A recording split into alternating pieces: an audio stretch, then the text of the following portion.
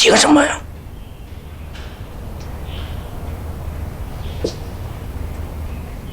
这是先皇真正的遗诏。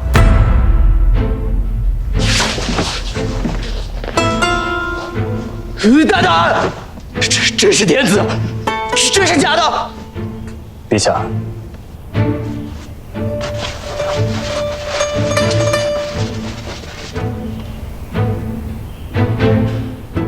这是先皇的亲笔，真正的新君本该位，周够了。是的，不可能，父亲没有写过。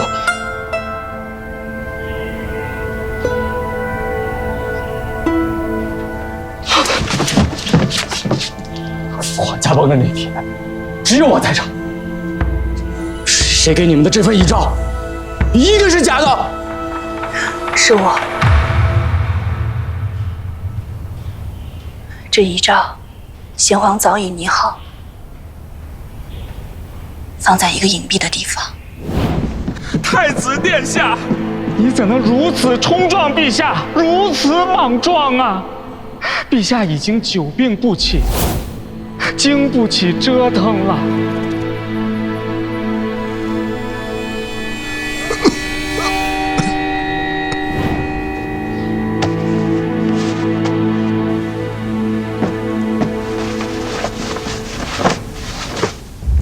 自尔无地高朗，昔者帝尧禅位于虞舜，舜亦以命禹，天命不于常，违规有德。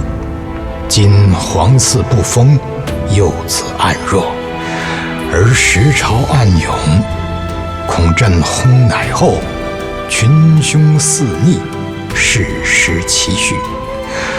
唯托吾弟神武厚德，为卿驱下，保随宗庙，福泽万民，敬训而位，天禄永终，以速成天命。那又怎样？如今朕已是天子，爹爹他从来就没有在乎过我。我说不当皇帝，我岂不是没有人再在乎我了？爹爹他心里从来就没有过我这个儿子，我又何必听从他的话？陛下，您错了。先皇生前最挂念、最在乎的就是陛下，他唯一的儿子。你胡说！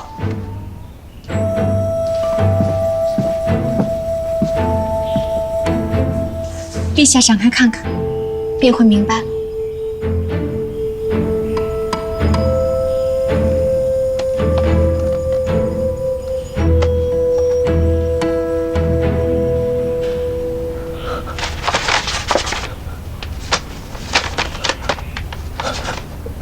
这是父皇的手札。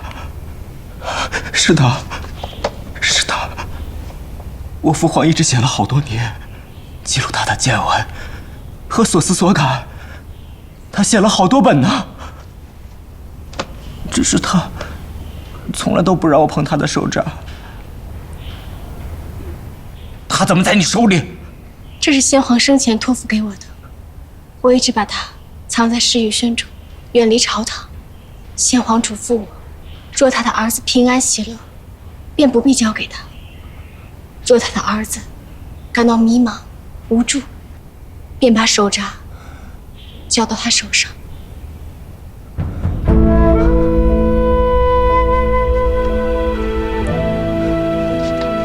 今日吾儿闻事，报之，啼哭不止，怕是不得其法，需专门向乳母请教抱孩之术。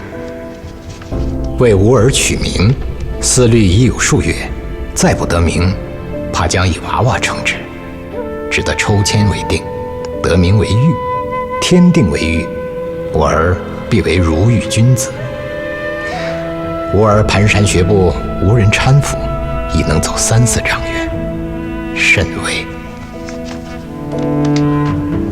这册子是爹爹从我出生，一直记到他临终。爹爹，爹爹，儿子错了，一切都错了。